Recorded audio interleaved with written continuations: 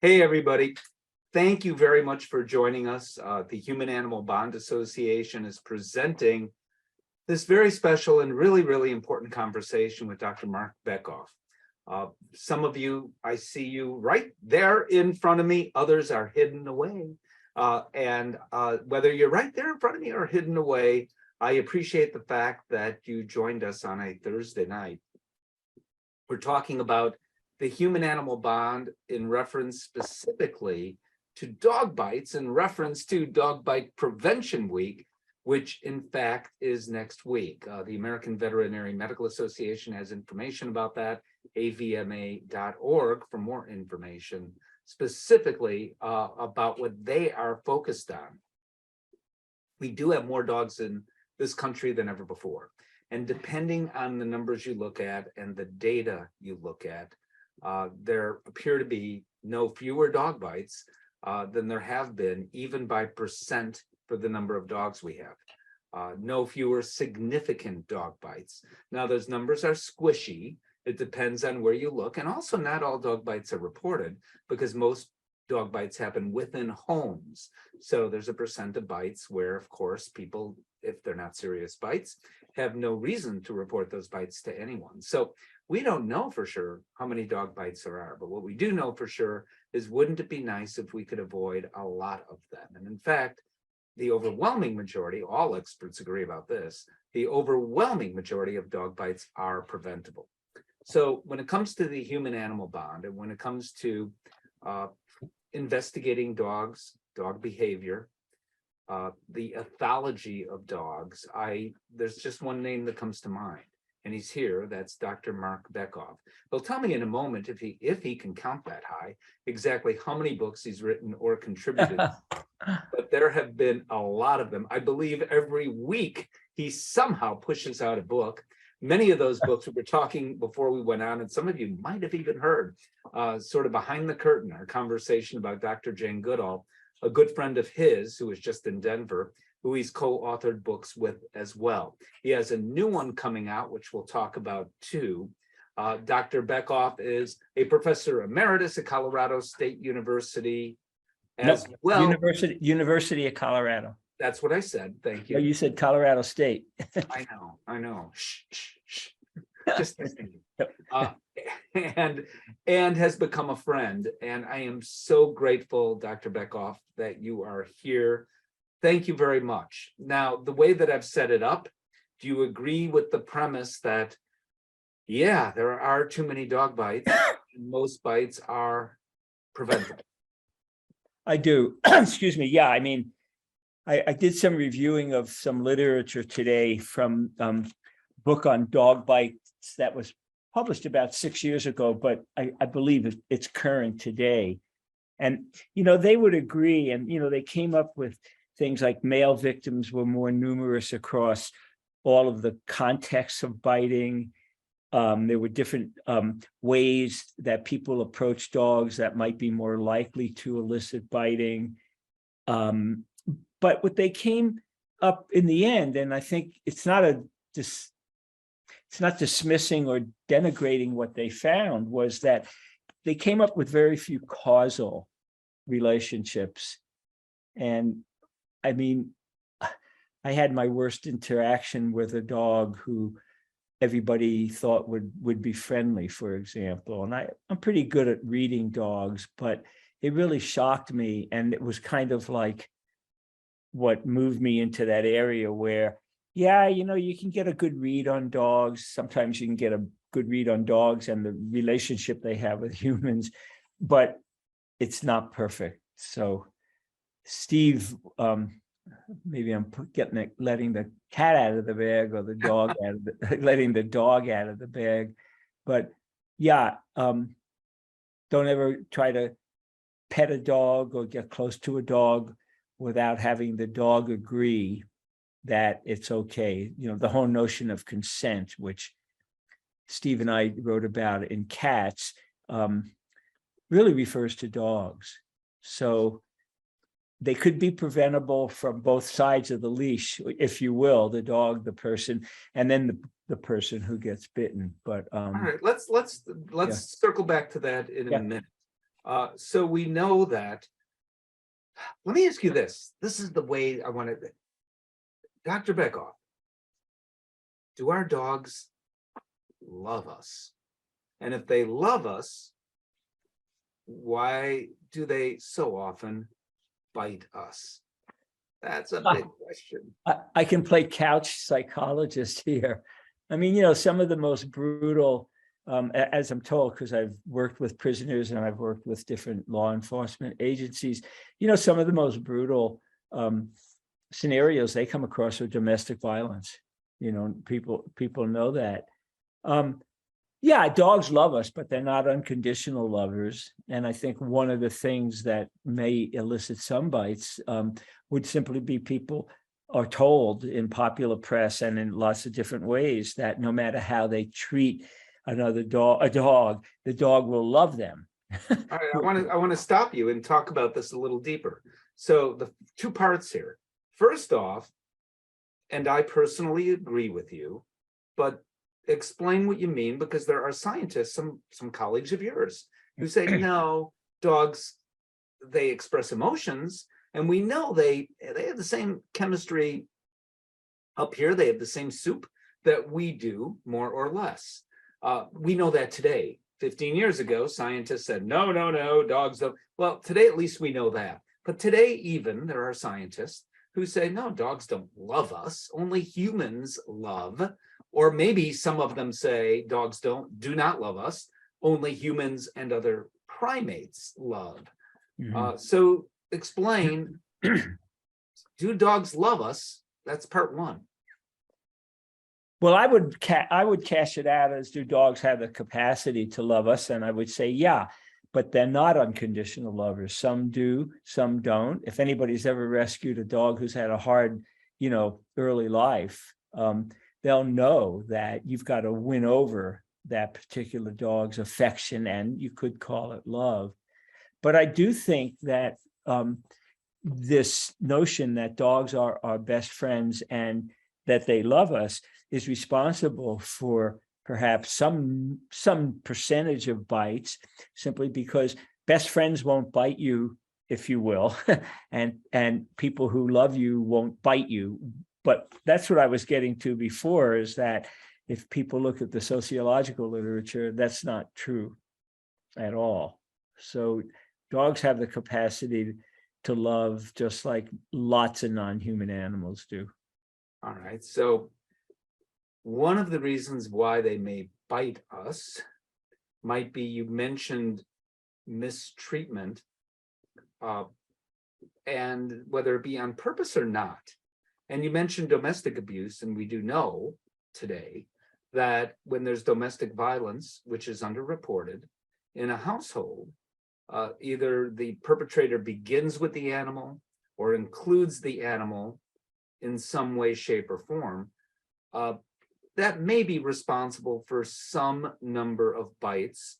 I want you to comment on that, but then I want to talk about what is likely most responsible for most bites. But let's talk about that. Well, yeah, I mean, I'm not sure I could say much more than you just eloquently said. It's like, I always tell the story of meeting two young pups at a local dog park who had been rescued out of a box somewhere in New Mexico. And they were very young, same mother, same father, same box they lived in. And then this guy around town rescued them. And they were as different as night and day. One was really gregarious, very friendly, approached all people and dogs really pretty willy-nilly. And his brother was absolutely the opposite. And so that drove home the point that, number one, dogs are individuals. Number two, even litter mates and certainly siblings can be really different. And number three, it would have been a big mistake for someone. I mean, it was a small dog who might have bitten and maybe punctured your finger, but it would have been a big mistake to just judge them as being friendly because they're puppies. People would say they haven't quite had the negative experiences with humans to make them unsure or stressed. Well, this 10-week-old puppy, one of them had apparently had enough of humans, if you will. Yeah, yeah. All right, so that can account for some bites for sure. But let's talk about why most bites happen in the first place. We know that most aggressive dogs are actually fearful. Can you talk about that a little bit? Yeah, I mean, that's my, I would agree that, you know, they're stressed, they're anxious, they're uncertain because they're just afraid of what's going on, you know, in a way of they feel like they're out of control. They feel like they don't have any agency, if you will. You know, a lot of dog bites too could be elicited by people running away. Dogs, you know, have wolf brains. They still have wolf engrams in their brains. And a lot of predators just run after anyone who runs away from them. For example, they could feel trapped. I mean, I've heard, you know, and probably you all have too, with very little data, very few data, that dogs on a leash tend to be more aggressive than when they're off a leash. And nobody's ever studied that to the best of my knowledge, but it would be a really good study. So they feel trapped. I mean, I wouldn't want to be held by my collar. I certainly wouldn't want a chain around my neck because I would feel like I have no choice in what to do. I can't get away from something. So I think part of it, what I've seen around, you know, dog parks is not bites per se, but really aggressive interactions that might have resulted in a bite if a dog hadn't been tethered. And of course, if the dog hadn't been tethered, maybe the dog would have been a lot more placid. But I do think that the early development and the socialization could be really critical. So there have been two, and thank you very much for leading me perfectly into this. There have been two initiatives that have happened in our lifetimes that happened a long time ago that I doubt anyone here is old enough to remember, but good ideas. One of the two has to do with socialization. And the American Veterinary Medical Association decades ago took the lead on this and said, you know what, we can minimize dog bites some by appropriate socialization. It sounds like a crazy question I'm about to ask you, but I think it's misunderstood. That's at a very basic level. What is socialization in the first place? Well, I mean, I just define it as, you know, basically learning the sort of species typical rules of social engagement so that you would be a card carrying dog or a card carrying coyote or fox or gorilla or zebra or goldfish for that matter, really. But it's learning what's acceptable. You know, and a lot of animals, you know, especially the altricial animals, learn it from just being around mom, dad, if dad is there, and their sibs or their littermates. So I just think it's learning the rules of social engagement, what you know, and then of course you can stretch the rubber band, which we all do, and you know, dogs and other animals do, by saying, okay, I know that this is the way I should behave. How much can I get away with? I don't mean that in a negative way at all, but, you know, just sort of pushing the envelope. But it's learning species characteristic, acceptable, if you will, pro-social, positive species characteristic rules of social engagement.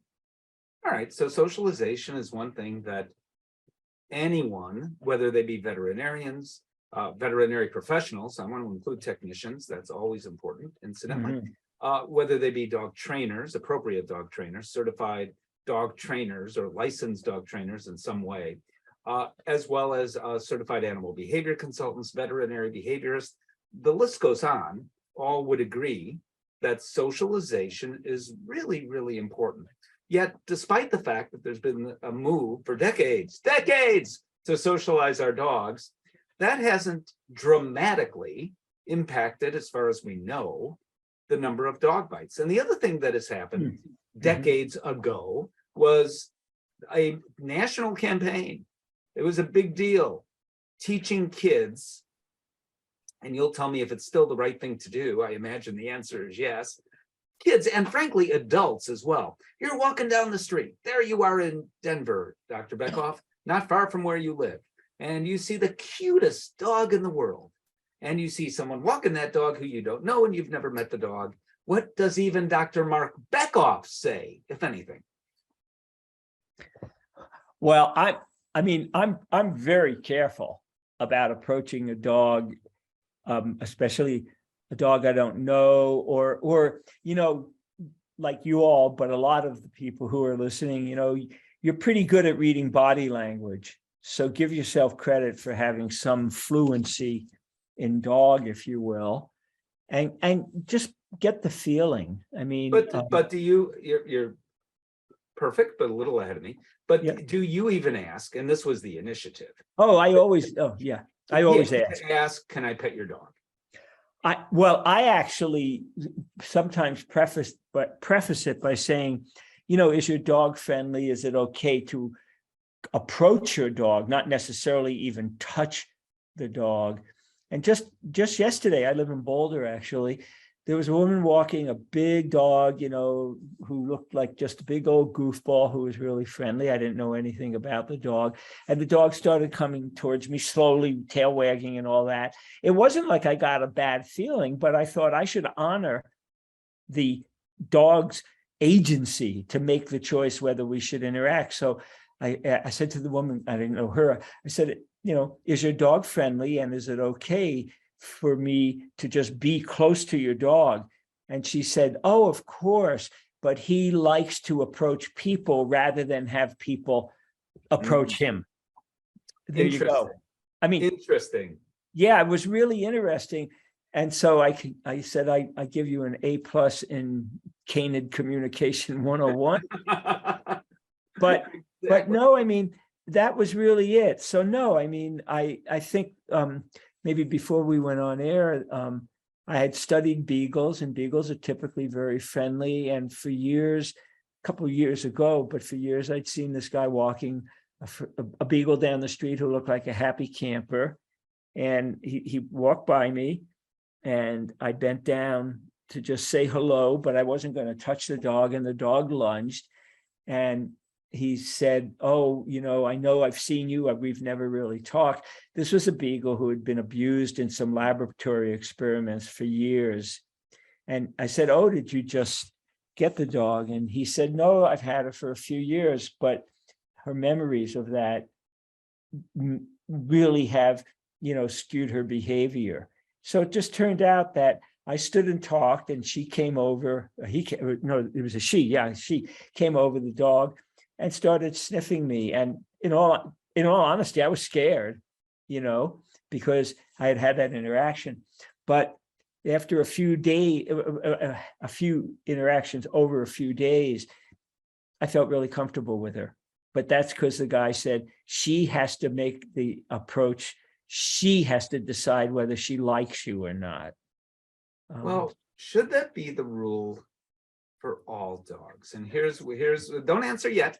Yeah. So these approaches are perfect. I mean, yes, ask the person, should I pet your dog? I would think, that's almost common sense, but it makes sense to do that. Socializing dogs for other reasons, aside from the fact we want to minimize dog bites. Yeah, that makes absolute sense, and something we need to do to benefit dog welfare as well as for society. However, we're not doing enough, one can argue, if dog bite numbers really haven't been impacted.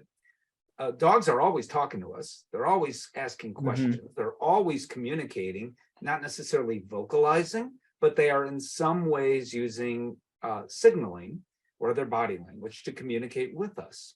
Can we do a better job of communicating what the dogs are feeling and saying? And should we ask the dog, really, can I pet you? Let the dog, kind of as you said, Dr. Bekoff, make the move first. Do ask. I think dogs do tell. What do you think? Yeah. Oh, I totally agree with you. I mean, I often ask a person, well, first of all, there's a really big difference between approaching and touching. I mean, approaching is an invasion of their personal space, like it is in humans. And touching them, I don't think it's any less significant than touching another human being. And so, yeah, I don't know. I mean, I feel that I feel it's just essential to let the dog tell you what they want. And if you're getting a bad vibe from the dog, maybe they're sending out mixed signals, these we call them composite signals in ethology. Their lips are curled, but their tails are wagging and they're walking in a little loose gait. I would say that would be a dog who I would definitely keep my distance from. Yeah, but you know ethology. I would argue that there are a couple things. First of all, kids need to be taught this. I mean, yeah, clearly we are hardwired, I think, to understand that a dog is sitting in a car, hopefully not a hot car, the window's halfway down, and when the dog is reaching out of that window from inside the car going, and that's all you need. Most people wouldn't stick their hand in. I mean, even little kids. So we know some things. However, the scenario you just described where the dog is giving mixed signals, and I will say, I'll go even further. A dog is just standing stiffly and looking the other way. So there's nothing clear about that. There is to you, but to many people, there's nothing clear. Do we need to all take dog as a second language and respect what the dogs are saying? Because I'll ask one more thing here. We'll ask 20 questions. I'll ask number 21 at the same time. That is, there are people who say, it doesn't matter. I understand what the dog is saying, but I'm the king of the castle. I'm the boss. I'm dominant. So can you comment on all of that? Yeah, I mean, first of all, the dog's humans play a major role there. I mean, saying that is just almost dumb. It's so obvious. But, a lot of people, and I don't know if it's ever been studied, but my take is that far more than 50%, maybe even 75%, if you ask them, is your dog friendly? They say yes. And then you discover, maybe if you really get to know them, that, well, they had a little altercation a little while ago, but this one guy said, well, he's generally friendly. And I thought a lot hangs on the word generally. But I do think it comes down to their, the dog's guardian or guardians, to be honest. But a lot of people don't want to confess that their dog has had problems. What I loved about this guy at the dog park who I was talking about is he was straightforward. He had rescued numerous dogs from mostly New Mexico and Texas. They come up to Colorado, and the Boulder Valley Humane Society, the Humane Society of the Boulder Valley, takes those dogs. But, it was a cute little puppy. And he said, yeah, he may be cute, but he's mean. And he was mean. I mean, it was simple. It was as simple as that. So I just think that one grand answer, and I do believe this, is approach a dog who you don't know like you might approach a person you don't know, regardless of whether it's male, male, female, female, whatever, whoever is involved, and don't touch them. I mean, and then if they lean into you, maybe that's a sign that they don't mind being touched. But what it's really a sign is that they want to control the interaction and lean into you. And I've had interactions, and maybe you all have too, where a dog leans in and you reach down. You never come above them. You never go above their head, above their eyes, but you reach down and maybe hold your hand under their chin, where a dog has snapped at me. Well, I shouldn't have done that, but I was getting a feeling, because the dog was leaning all 90 pounds into my knees, that it would have been okay. So I think, to me, the rule of thumb is don't even get close to a dog without finding out whether they agree, and their human will be somewhat the messenger. But, Steve, you and I have talked about this countless times. If you're going to get a dog in your life and you want to interact with a dog, become somewhat dog literate, at least, learn how to say, where's the local restaurant in dog language, or where's the police department, or seriously, learn the basic communication skills, have these skills. but it doesn't mean it's a guarantee. So I really think that more and more people should respect dogs as being they're sentient beings. I mean, a lot of animals are, but since we're talking about dogs, they have a right to agency. They have a right to give consent. And even if their human says, well, yeah, they're fine, occasionally they do this, then take that into account, that maybe the dog doesn't like your gait, doesn't like what you look like, doesn't like your movements, smells stress on you. Once again, people forget that if you're close enough, I mean, for sure, further away, but if you're close enough to touch a dog, they're looking at your visual, acoustic, and olfactory signals very closely, a lot closer than often we look at theirs. So somebody said, oh, you're just a party pooper. And I thought, well, yeah, maybe I'm a party pooper, but at least I haven't ever really had a serious encounter like that. Could it happen to me? Well, of course it could, but because I respect the personal space of the dog. And I think that's critical, regardless of what the dog's human says. So eloquently put. Now, I have a question for you. I'm not sure you're going to celebrate on April 10th, but it is National Hug Your Dog Day. I have misgivings about this day. I get the notion of it. To appreciate, I would rather National Love Your Dog Day. But you tell me, and I don't know that you've studied primates. I know you've studied other animals. Your friend, Dr. Jane Goodall, has most certainly studied primates. Human beings, all primates, are born out of the box, as far as I know, no matter what culture, no matter what species of primate, hugging. It's something to console. It is something to greet, and it has other meanings as well. To my knowledge, dogs don't hug. So tell me about National Hug Your Dog Day. Do you have concerns about that? Yeah, I have the same concerns you do, because hugging to me is in the same category of, say, petting or touching a dog. Hugging is tactile, petting is tactile. And my bumper sticker is, it's okay to hug a dog if you know the dog agrees. So the dog has to give consent.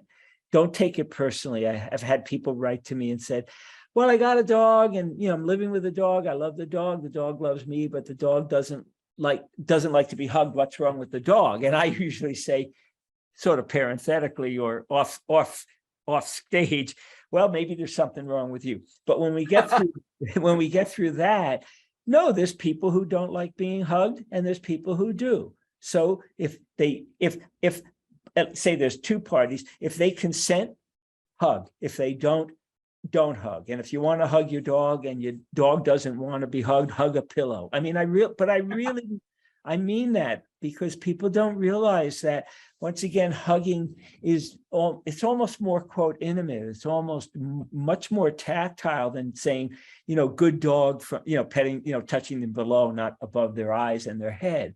So the National Hug, I had an argument with somebody about it, so I'm glad there's at least one more party pooper out there. I said, I'm not against hugging dogs, but the dog has to agree. It's the same, this extends, and I really mean it, Steve, because your ideas about consent are really prescient. This extends taking dogs to a dog park. Some dogs like to go, some don't. True. All right, so the other thing about hugging, though, yeah, that concerns me more even, is, and you mentioned it earlier, the dog is no escape route. So if you're enfolding a dog, particularly a small dog, but any dog, the dog can't necessarily get away without using some force to do it if the dog wants to get away. And the other thing is that if I gently touch a dog, probably even a dog who doesn't want to be touched, the dog will barely feel it, right? If I'm hugging a dog who's, say, 13 years old and arthritic, that dog may hurt. I don't necessarily know that, especially if it's not my dog. And I think those two factors make National Hug Your Dog Day even more of a concern for me. Yeah, I agree with everything you're saying. I mean, so we're party poopers because people say, well, people have said to me, I love to hug my dog and my dog loves to be hugged. Then go hug him and celebrate National Petty Hugging Day or whatever it is. But, I've really had some, I wouldn't say heated discussions, because people have said, well, you think my dog will learn it's okay to be hugged? Yeah, they might, but not if you go caress them like this.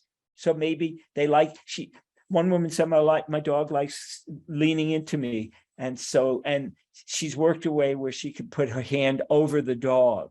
But when she grabs the dog tightly, the dog wiggles away. She's making she's making progress, and maybe the dog one day will say, okay. But, the big picture here, and I really don't think we're beating it to death, so to speak, is this reciprocal consent, agency, and basically the bottom line is listen to the dog. Even if you don't like what they're telling you, it's not all about you. If a dog doesn't like to be hugged, it's not because they don't like you, and it's not because there's something wrong with them. See, that's what always gets me upset, is when they go, well, I've read that dogs like to be hugged. I've read that dogs are unconditional lovers. I've learned that dogs are our best friends. So what's wrong with my dog when I don't feel that they love me unconditionally, et cetera, et cetera? It's a dog. There's nothing wrong with the dog. There might not be anything wrong with you. There might be something that's awry in the dog-human relationship, but that's for you to figure out, because every dog-human relationship is unique, if you will. So I think these discussions about petting and hugging and biting are crucial for getting the message out. Dogs are not just passive objects who will take and like everything that comes their way.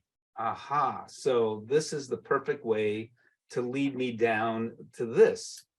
Uh-oh. All right. If what we're saying, and there's much more, can minimize dog bites, great.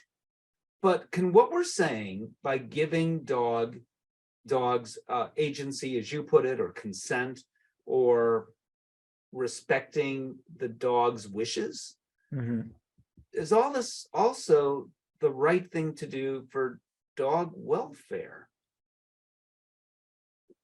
Well, yeah, because I think when you're allowing the dog to make a choice and you're giving agency, the dog isn't as stressed. I mean, I could see a bubble coming up in the dog's head saying, gosh, I don't like being petted, but I need to be nice to these people, but I'm pretty whacked out because I'm afraid, or I'm stressed. So I think it's really important for the dog's welfare and their well-being, for their emotional lives. Oh, yeah.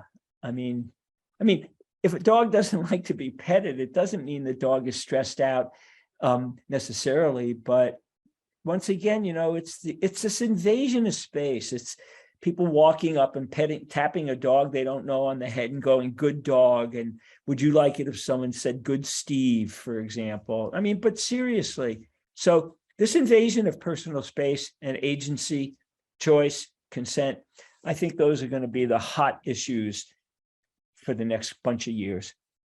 Okay. Thank you so very much. Before I let you run, if you have a couple of minutes, if there are any questions, we're more than happy to take a few before. Have you had dinner yet, Dr. Bekoff? Yeah, I have dinner and a glass of wine. Okay, so before a second glass of wine, A third. we'll take a question or two. Oh, sure. If there are any. In the meantime, I do want to say what a pleasure it is to talk with you, and what a pleasure it is to get periodically an advance copy of your books. I mentioned that for a specific reason, because there is book number, what number, by the way, 387 maybe? Oh, to be honest, and not arrogantly, I don't know. The only person I've ever spoken to, the only author who does, that's how many books there have been. That's not to mention even the chapters that you've contributed to, the one-liners, the little blurbs you probably have given dozens of books. So but this one you do know, and that's the next book coming out. Give me a couple of sentences about it. Yeah, well, thanks. It's called Dogs Demystified, an A to Z guide to all things canine. It's laid out alphabetically like an encyclopedia. So it's easy to go through. I don't know that anybody would read it through A to Z, but if you have, I had to, I you know, did. if you I know you did, but if you go through it and or you have a problem, you can alphabetically find stuff. It's You can. loaded. It's based on solid science. The 800 or so references will be posted on my homepage. They're not in the book, with most of them with the live links. One thing Jane Goodall wrote the forward, and one thing I'm really proud of is the well-known singer Joan Baez did all the original drawings in it. So, Yes. so I that wanted was, to ask you about that. So instead of asking you privately, yeah. let's ask you in front of everyone. Uh-oh. How do you know Joan Baez, and how did that come about? And I had no idea that she was also an artist. Well, she was, we were introduced by a mutual friend, if you will. And we just decided we really enjoyed chatting. She rescues animals. When I'm talking to her, sometimes there's chickens running through her kitchen, dogs. And not only is she a great singer, she's a wonderful artist. She does a lot of, I think they're probably watercolors and acrylics. If you go to joanbaez.com, you'll see, and she's a great sketch artist. I mean, you probably, if you saw the proofs, you saw some of her work. And we talked one day, we were just chatting, and I said something, I have a book coming out, and lo and behold, I got a few drawings, and then one day a package arrived of 10 original drawings. So I think there's 4 in there, but she's a wonderful woman, and I don't mean that in any light way. You know, she's one of the first people speaking out about social justice in the late 60s. Yes. But anyway, she's lovely, and I really I treasure being a friend with her. Yeah. Well, I treasure the friendship I have with you. Human thank Animal Bond Association presented all of this, and that is humananimalbond.net for further information. We're a membership organization. I happen to be on the board of directors. It's a non-for-profit organization. Isn't it tax time? So if you haven't made a donation, you can, and unofficially, because I'm no accountant, happily, I would suggest that it's tax deductible, humananimalbond.net, just to become a member. It's not a lot of money, actually, to do that. So it's not going to help you all that much, just a little bit with your taxes. And it's a good thing to do. I am sure Dr. Bekoff joins that website every single day. Lots of things this organization does do, and I am proud, really, to be on the board of directors.